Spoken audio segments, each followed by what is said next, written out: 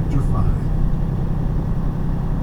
By noon Monday, the entire Bar Association of Ford County was buzzing with the news of the suicide, and much more important, with the curiosity of which firm might be chosen to handle the probate. Most deaths caused similar ripples. A fatal car wreck, more so for obvious reasons. However, a garden variety murder did not. Most murderers were of the lower classes, and thus unable to fork over meaningful fees. When the day began, Jake had nothing.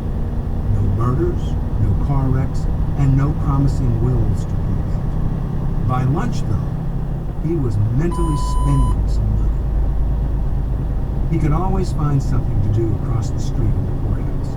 The land records were on the second floor in a long, wide room with lined shelves of thick plat books dating back 200 years. In his younger days, when totally bored or hiding from Lucian, he spent hours poring over old deeds. In 1 mile, take exit on right to US 340, now, then though, keep at left. the age of 35, and with 10 years under his belt, he avoided the room when possible.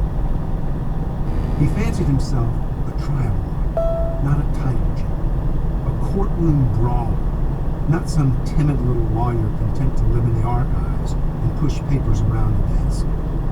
Even so, and regardless of his dreams, there were times each year when Jake, along with every other lawyer in town, found it necessary to get lost for an hour or so in the county's records. The room was crowded. The more prosperous firms Take used exit paralegals on to right, do the research. then keep left. And there were several there, lugging the books back and forth and frowning at the pages. Jake spoke to a couple of lawyers who were doing the same. Football talk mainly, because no one wanted to get caught snooping for the dirt on Seth Hubbard. Keep left onto To kill North time, Buckmarsh he looked Street, through the then index of turn the left. records to see if any Hubbard of note had handed down land or assets to Seth, but found nothing in the past 20 years. Turn He walked left down the hall on to North the Chancellor's Buckmarsh clerk's Street. office with the thought of perusing old divorce files, but other lawyers were sniffing around. He left the courthouse in search of a better source. It was no surprise that Seth Hubbard hated the lawyers in Clanton. Most litigants, divorce or otherwise, who ran afoul of Harry Rex Vonner were miserable for the rest of their lives and loathed everything about the legal profession. Seth wasn't the first to commit suicide.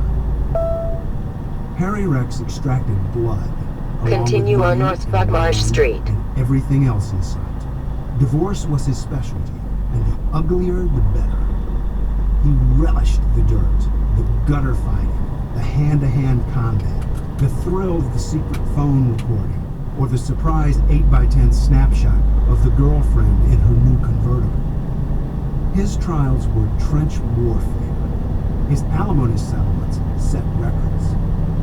For fun, he blew up uncontested divorces and turned them into 2-year death marches.